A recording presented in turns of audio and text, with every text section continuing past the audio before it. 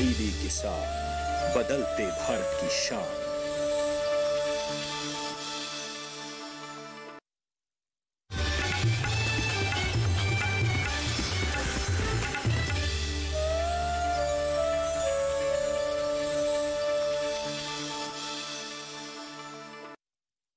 जय किसान, जय विज्ञान।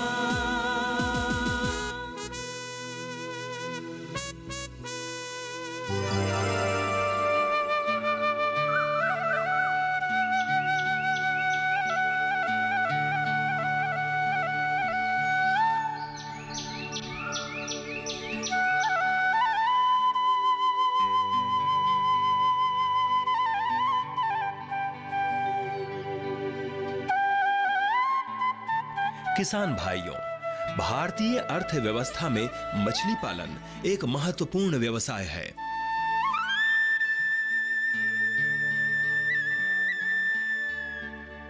जिसमें रोजगार की अपार संभावनाएं हैं। ग्रामीण विकास और अर्थव्यवस्था में मछली पालन की महत्वपूर्ण भूमिका है। मछली पालन से रोजगार सृजन और आय में वृद्धि की अपार संभावनाएं हैं। मत्स्योद्योग के विकास से जहां एक ओर खाद्य समस्या सुधरेगी, वहीं दूसरी ओर विदेशी मुद्रा अर्जित होगी, जिससे अर्थव्यवस्था में भी सुधार होगा। मछली पालन का एक और अंग है सजावटी मछलियों का व्यवसाय, जिसकी सहायता से किसान भाई अपनी आर्थिक और सामाजिक स्थिति में सुधार ला सकते हैं। कृषि विविधीकरण, सजावटी मछली पालन एक नया उद्योग। किसान भाइयों, सजावटी मछलियों को रखना और उसका प्रसार एक दिलचस्प गतिविधि है, जो न केवल खूबसूरती का सुख देती है, बल्कि आर्थिक संपन्नता भी उपलब्ध कराती है। किसान भाइयों, सजावटी मछली के पालन की और अधिक जानकारी लेते हैं राष्ट्रीय मत्स्य अनुवांशिकी संसाधन ब्यूरो के वरिष्ठ वैज्ञानिक डॉक्टर सुधीर कुमार रायजादा से। ऑर्नामेंटल फिशेस या सजावटी मछलियों की अगर हम बात करें तो इनका पालन जो है सदियों पुराना है।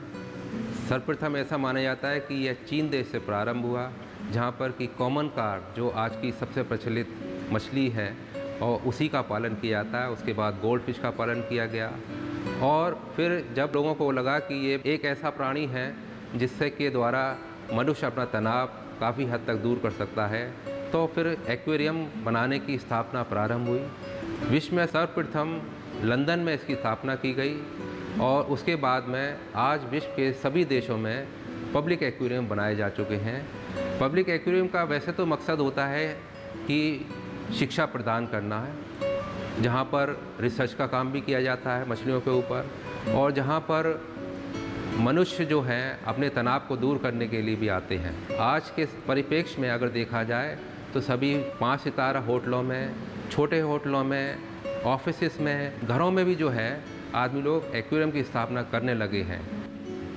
जिसके कारण इसका व्यापार आज काफ़ी ऊंची सीमा पर पहुंच चुका है। अगर हम पूरे विश्व की बात करें तो लगभग $15 बिलियन यानी कि 15 अरब रुपए का व्यापार पूरे विश्व में ऑर्नामेंटल ट्रेड के द्वारा किया जाता है, जिसमें मछलियां भी शामिल हैं। सजावटी मछलियों के रख रखाव के लिए जिन एक्वेरियम की आवश्यकता होती है, उनके साथ में जितने इक्विपमेंट्स जुड़े होते हैं, उनको खाना जो दिया जाता है, इसमें सभी शामिल हैं। तो यानी कि केवल मछली पालना ही एक व्यवसाय नहीं है, बल्कि मछलियों को पालने में जिन जिन चीज़ों की आवश्यकता पड़ती है वो भी सभी जो हैं एक व्यापार के भागीदार हैं। यानी कि इसमें एक व्यापार के साथ कई व्यापार जुड़े हुए हैं। तो अगर कोई भी आदमी इस व्यापार को अपनाना चाहता है तो वो उसके पास काफ़ी ऑप्शंस रहते हैं कि वो मछली पैदा करने का काम कर सकता है, उसको बेचने का काम कर सकता है, मछली के साथ में एक्वेरियम बनाने का काम कर सकता है, मछली के साथ में जो इक्विपमेंट्स एक्वेरियम में लगाए जा सकते हैं उनका व्यापार कर सकता है। और साथ में सबसे जो महत्वपूर्ण बात है वो है कि मछली का आहार क्योंकि एक्वेरियम में जो मछली रखी जाती हैं उनका आहार भी अन्य मछलियों से भिन्न होता है, और उसमें की क्वालिटी भी काफ़ी अच्छी एश्योर करनी पड़ती है। इसलिए बहुत सारे पहलू हैं जो एक व्यापार के साथ कई व्यापार के स्वरूप में जुड़े हुए हैं। तो ये एक ऐसा उद्योग है जिसको कोई भी व्यक्ति छोटे स्तर से लेकर बड़े स्तर तक कर सकता है। तो हमारे भारत में हालांकि सजावटी मछलियाँ करीब 300 आंकी गई हैं, 300 संख्या में आंकी गई हैं, लेकिन फिर भी हम देखते हैं कि हमारे देश में इसका व्यापार एक बहुत ही छोटे रूप में किया जाता है, जिसका पूरे विश्व में अगर प्रतिशत निकाला जाए तो 1% से भी कम है। वर्ष 2009 में देखा गया है कि ये प्रतिशत 0.39% ही रहा है, जो कि विश्व की तुलना में काफ़ी कम है। जबकि हमारे यहाँ जो रंगीन मछलियों की बायोडाइवर्सिटी है वो काफ़ी अच्छी है। तो आवश्यकता है कि हम इस व्यापार को अपने देश में क्यों नहीं बढ़ाएं, क्योंकि हमारा देश कृषि प्रधान देश है, क्योंकि ये कृषि का ही एक विषय है, इसलिए आवश्यकता है कि इसको गांव-गांव तक ले जाएं।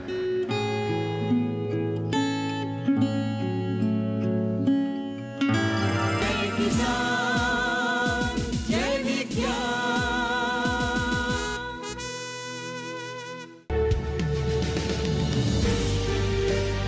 50 साल से लगातार कृषि दर्शन है आपके साथ। खेती की नई तकनीकों से लेकर किसानों की हर समस्या का हल, जारी है कृषि दर्शन का ये सफर। किसान चैनल के साथ सोमवार से शुक्रवार शाम 5:30 पर। जय किसान, जय विज्ञान।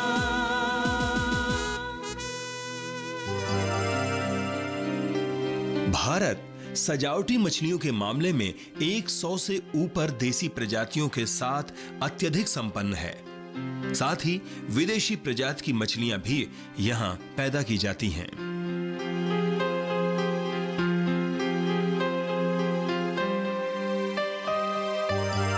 जहाँ तक अभी जो हमारे देश में परिस्थिति है इस व्यापार की, उसको देखा जाए तो इसमें कुछ ही राज्य अग्रणी हैं। सबसे बड़ा जो राज्य है वो पश्चिम बंगाल है। पश्चिम बंगाल में इन मछलियों का पालन सबसे बड़े स्तर पर किया जाता है। करीब देश से जितनी भी मछली निर्यात की जाती है उसका करीब 70% भाग जो है वो पश्चिम बंगाल से ही निर्यात किया जाता है। अगर हम पूरे विश्व में सजावटी मछलियों की बात करें तो लगभग 4000 प्रजातियाँ ऐसी हैं जिनको सजावटी स्वरूप प्रदान किया गया है। लेकिन हम अपने देश की बात करें तो हमारे देश में करीब 300 मछलियाँ जो हमारे देश की हैं वो सजावटी मछलियों के रूप में आंकी गई हैं। जबकि अगर हम विदेशी मछलियों की बात करें जो हमारे देश में बाहर से आ रही हैं, तो हम लोग ने NBFGR में करीब 500 से अधिक स्पीशीज़ का आकलन किया हुआ है। जबकि आशा ऐसी है कि देश में करीब 800-900 प्रजातियाँ विदेशी किस्म की मछलियों की आ चुकी हैं। और सबसे ताज्जुब की बात यह है कि हर प्रतिदिन इनकी डिमांड बदलती रहती है और प्रति माह जो है करीब 25 से 30 नई प्रजातियाँ हमारे देश में बाहर से आ रही हैं। तो यानी कि आप समझ सकते हैं कि इसका शौक़ किस सीमा तक पहुँच चुका है। और जो मछलियाँ हम सजावटी व्यापार में उपयोग में ली जाती हैं वो मीठे पानी की भी हैं, वो खारे पानी की भी होती हैं और वो समुद्री जल में भी रहती हैं। तो यह निर्भर करता है कि कोई व्यक्ति किस प्रकार का एक्वेरियम स्थापित करता है। पब्लिक एक्वेरियम होते हैं तो उनमें तो ज़्यादातर सभी प्रकार की मछलियाँ रहती हैं, यानी कि मीठे पानी की भी, खारे पानी की भी और समुद्री पानी की भी।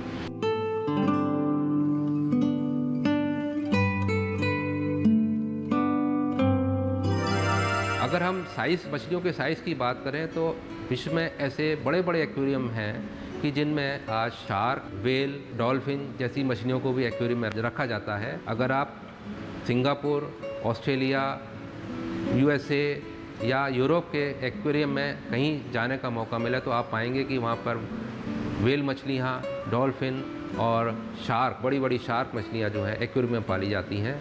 और एक्वेरियम जो है आज के समय में एक चौकोर ग्लास का स्ट्रक्चर नहीं होता, बल्कि पूरी बिल्डिंग ही जो है पूरे ग्लास की बना दी जाती है और उसमें जो है मछलियाँ चारों तरफ हमको दिखाई देती हैं, यानी कि छत पर भी मछलियाँ दिखाई देती हैं, साइड में भी मछलियाँ दिखाई देती हैं। केवल जहाँ पर हम चल रहे होते हैं वही पक्का स्ट्रक्चर होता है, बाकी चारों तरफ मछलियाँ ही दिखाई देती हैं। तो इसको आज इस व्यापार को काफ़ी सौंदर्य रूप भी प्रदान कर दिया गया है और एक पूर्ण रूप से व्यवसाय स्वरूप भी दे दिया गया है। मत्स्योद्योग एक महत्वपूर्ण उद्योग के अंतर्गत आता है और इस उद्योग को शुरू करने के लिए कम पूंजी की जरूरत होती है। इस कारण इस उद्योग को आसानी से शुरू किया जा सकता है। किसान भाइयों, अगर आपको सजावटी मछली का व्यवसाय करना है तो इसके लिए आवश्यकता है कि आपको कुछ सीमेंट टैंक बनाने पड़ेंगे। जितना बड़ा व्यवसाय करना है उतने ही सीमेंट टैंकों की आवश्यकता आपको पड़ेगी। इसके अलावा आप उसमें छोटे ग्लास के एक्वेरियम भी रख सकते हैं, क्योंकि एक्वेरियम में जब आप ब्रीडिंग कराएंगे तो आपको ब्रीडिंग दिखती रहती है मछलियों में किस तरह की है। साथ में छोटे छोटे ग्लास कांच के जार भी चाहिए होते हैं जिनमें छोटी मछलियों की ब्रीडिंग कराई जा सकती है।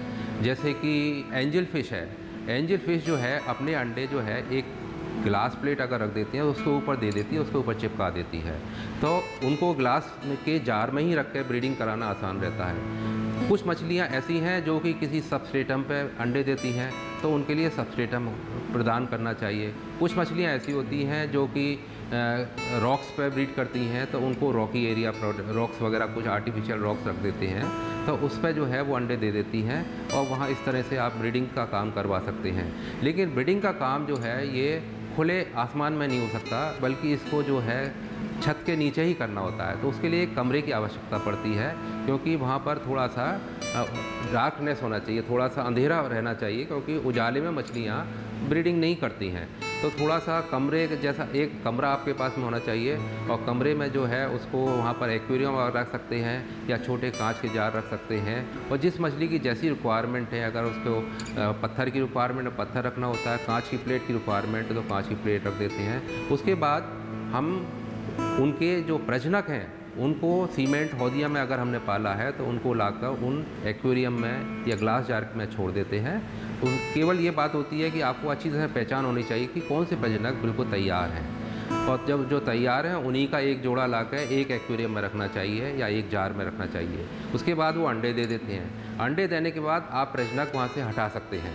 और बहुत से प्रजनक तो ऐसे होते हैं जो अंडों को खा जाते हैं, इसलिए प्रजनकों को हटाना तो अनिवार्य हो जाता है। उनको हटाने के बाद में अंडे में से बच्चे अपने आप निकल आते हैं। केवल आपके जल की गुणवत्ता अच्छी बनी रहनी चाहिए। कुछ मछलियों के अंडे तो 1 दिन में हैच कर जाते हैं, कुछ के 3 दिन में करते हैं, कुछ के 5 दिन में या 7 दिन तक भी कर सकते हैं। अंडे को हैच करने के बाद आवश्यकता होती है कि जो उसमें से लार्वा निकला है या जो बच्चा निकला है उसकी देखभाल बहुत महत्वपूर्ण है। तो इसलिए आपको उसका ज्ञान अच्छी तरह से होना चाहिए कि इन बच्चों के लिए जल की गुणवत्ता क्या रहनी चाहिए। दूसरा कि इनको भोजन कराना है तो किस प्रकार से भोजन देना चाहिए और कौन सा भोजन देना चाहिए, कितनी मात्रा में देना चाहिए। ज़्यादातर मछली के बच्चे होते हैं वो सब प्रारंभिक अवस्था में प्लैंकटन का इस्तेमाल करते हैं। ये प्लैंकटन सूक्ष्म जीव होते हैं जो कि तालाबों में अपने आप ही खाद वगैरह डालने पे पैदा हो जाते हैं। इसके अलावा इन प्लैंकटन को आर्टिफिशियल रूप में पैदा करने के लिए एक आर्टीमिया श्रिम्प आता है जो डिब्बों में पैक होकर उसका अंडा आता है।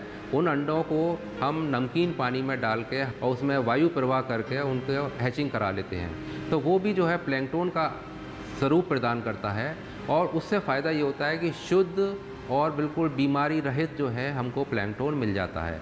तो ज़्यादातर हैचरियाँ जो सजावटी मछलियों की होती हैं उसमें आर्टीमिया स्नोप्लाई जो है बच्चों को प्रारंभिक अवस्था में खिलाया जाता है। जब बच्चे थोड़े बड़े हो जाते हैं तो उनको आप तालाब से लाकर प्लैंकटन भी दे सकते हैं, लेकिन प्लैंकटन को जो है अच्छी तरह से छान लेना चाहिए कि उसमें प्लैंकटन के अलावा और कोई जानवर वगैरह नहीं आए। और साथ में हो सकता है तो पोटाश के घोल से उसको थोड़ा सा या हल्के नमक के घोल से थोड़ा सा जो है थोड़ी देर रख देना चाहिए, जिससे कि उनमें कोई परजीवी वगैरह लगे हुए हैं तो वो जो उनसे अलग हो जाएं। इस तरह से आपको खाना खिलाना होता है। जब बच्चे बड़े हो जाते हैं तो उनको आप फॉर्मुलेटेड डाइट भी खिला सकते हैं, यानी आहार बना के खिलाया जा सकता है, जिसमें कि आप अंडा, मछली का मांस और विटामिन मिनरल मिक्सचर मिला के आप इसका आहार तैयार कर सकते हैं। आजकल बाज़ार में सभी के वैसे बने बनाए फीड भी मिल जाते हैं, आप उसका भी उपयोग कर सकते हैं। तो जैसे जैसे मछली का साइज़ बढ़ता जाए, उनको शुरू में सूक्ष्म प्लैंकटन खिलाएं या आटी में खिलाएं। जब बड़े हो जाएं तो उनको अपना फॉर्मुलेटेड फीड मिलाएं या एक कस्टर्ड बनाते हैं उसको खिलाएं। और बाद में जब बड़े हो जाएं तो जो बाज़ार में बनी बनाई फीड आती हैं, आप उसको खिला के उनको बड़ा कर सकते हैं। और जब बच्चे करीब 1 से 2 इंच के हो जाते हैं तो इनकी आप आराम से बिक्री कर सकते हैं। लेकिन प्रारंभ में करीब 1 महीने तक आपको जिस एक्वेरियम में मछली ने अंडे दिए हैं उसी में रखना होता है। उसके बाद में इनको थोड़े बड़े सीमेंट टैंक में रखिएगा, और जैसे जैसे बड़े बच्चे होते जाएँ उनको और बड़े सीमेंट टैंक में रखना चाहिए। ज़्यादा बड़े सीमेंट टैंक में रखने से फ़ायदा ये होता है कि मछली का साइज़ जो है तेज़ी से बढ़ता है। अगर हम उनको छोटे टैंक में रखते हैं तो उनका साइज़ धीरे से बढ़ता है। तो ज़्यादा बड़ा टैंक होने से उनकी ग्रोथ फास्ट हो जाती है और जो है मछली आराम से बढ़ती रहती है। इसके साथ में ये इस तरह से मछली तो बढ़ती रही, लेकिन इसके साथ में आवश्यकता है कि समय समय पे मछली में होने वाले रोग वगैरह की भी जानकारी आपको ले लेनी चाहिए। इसके लिए हर सप्ताह 4-6 मछलियों को आप निकाल कर देख लिया करिए कि मछली में कोई रोग तो नहीं लग रहा है। देखिए, रोग की पहचान मछलियों में करना बहुत आसान होती है। जो भी मछली आपको शिथिल दिखाई देगी, जो ठीक से चल नहीं पा रही है या जिस पे कोई चकत्ते वगैरह पड़े हुए हैं, कोई निशान सफ़ेद या काले रंग के निशान पड़े हुए हैं, तो ये एक पहचान होती है कि मछली जो है रोगग्रस्त है। या कभी कभी ऐसा होता है कि परजीवी उसकी शरीर पर लग जाते हैं और परजीवी जो है उसके शरीर पर आपको अपनी आँखों से ही दिखाई देने लगते हैं, क्योंकि वो हिलते डुलते हैं। जिस टैंक में मछली रखी हुई है उन पूरे टैंक की मछलियों का इलाज करना पड़ता है।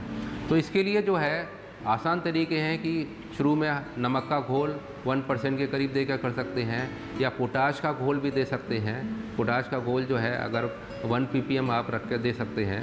और इसके साथ में एक्रीफ्लेविन ब्लू आता है, उसको आप दे सकते हैं। मिथाइल ब्लू आता है, उसको आप दे सकते हैं। तो परजीवी जो है इन सारी दवाओं के इस्तेमाल से दूर किए जा सकते हैं। लेकिन कभी कभी मछलियों में जो है बैक्टीरियल रोग भी हो जाता है। बैक्टीरियल रोग जो है इन दवाओं के इस्तेमाल से कम तो हो सकता है, लेकिन उसके पूर्ण उपचार के लिए एंटीबायोटिक दवाओं की आवश्यकता पड़ती है। तो ऑक्सीटेट्रासाइक्लिन आप 5 ppm के डोज से बना के भी मछलियों को दे सकते हैं, और इसको करीब 5 दिन तक इसका इस्तेमाल करना चाहिए। आप चाहें तो मछलियों को निकाल कर कोई छोटे टैंक में रख सकते हैं या छोटे एक्वेरियम में इकट्ठा करके रख सकते हैं। उसके बाद 5 ppm के एंटीबायोटिक ट्रीटमेंट इसको 5 दिन का देंगे, तो उसमें बैक्टीरियल रोग जो हैं इससे दूर हो जाते हैं।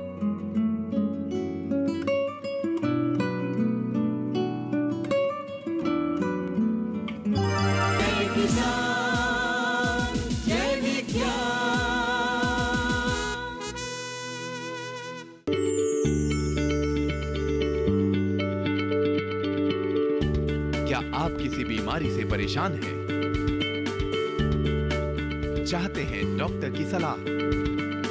तो हम हैं आपके साथ, बताएंगे आपको जीने की राह।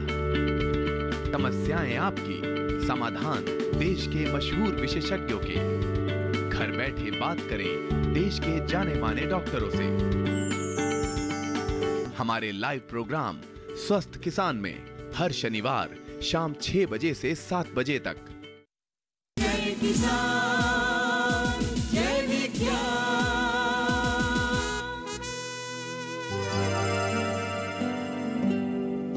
किसान भाइयों, देसी और विदेशी ताजा जल प्रजातियों के बीच जिन प्रजातियों की मांग ज्यादा रहती है, व्यावसायिक इस्तेमाल के लिए उनका प्रजनन और पालन किया जा सकता है। व्यावसायिक किस्मों के तौर पर प्रसिद्ध और आसानी से उत्पादन की जा सकने वाली प्रजातियां एग लेयर्स और लाइव बियरर के अंतर्गत आ रही हैं। लाइव बियरर प्रजातियों गप्पीज, मोली, स्वॉर्ड टेल, प्लेटी मछलियां, एग लेयर्स प्रजातियों में गोल्ड फिश, koi carp, zebra danio, black widow tetra, neon tetra और सरपा टेट्रा जैसी मछलियां पाली जा सकती हैं। पालने की दृष्टि से आसान मछलियां हैं। अगर उनकी बात करें तो इसमें गोल्ड फिश काफ़ी आसान मछलियां हैं, और गोल्ड फिश में जो है करीब विभिन्न प्रकार के स्ट्रेन्स होते हैं, और वो ऐसे लगते हैं कि आपस में ये अलग अलग प्रजातियां हैं, लेकिन वो प्रजाति एक ही है, लेकिन उनको स्वरूप अलग अलग वैज्ञानिकों द्वारा प्रदान कर दिए गए हैं। तो गोल्ड फिश की काफ़ी प्रजातियां ऐसी हैं जिनको कि किसान भाई आराम से उत्पादित कर सकते हैं, जैसे कि फैन टेल है, वेल टेल है, बबल आई है, ये कुछ ऐसी प्रजाति हैं। गोल्ड फिश के अतिरिक्त जो है कोई कार्प का व्यापार भी काफ़ी बड़े स्तर पर होता है, और कोई कार्प में आपने किस प्रकार का कलर डेवलप किया है, किस प्रकार के पंख बनाए हैं, उस पर उसकी कीमत भी डिपेंड करती है। तो इसमें भी जो है कई तरह के किस्में आती हैं, जिनको हम अंग्रेजी में स्ट्रेन्स बोलते हैं, कई तरह के स्ट्रेन्स आते हैं। तो अगर जितने अच्छे कलर्स आएंगे और जितना अच्छा उनका पंखों का आकार होगा, उसी के हिसाब से उसकी कीमत बढ़ती जाती है। तो कोई कार्प को भी का भी प्रजनन आसान है, पालना भी आसान है, इसको किसान भाई कर सकते हैं। एक छोटे आकार की मछलियाँ होती हैं जिनको हम लाइव बियर्स कहते हैं। लाइव बियर्स हम इसलिए कहते हैं कि वो अंडे की जगह सीधे बच्चे पेट से देती हैं, तो इसलिए जो है उनको लाइव बियर्स बोलते हैं।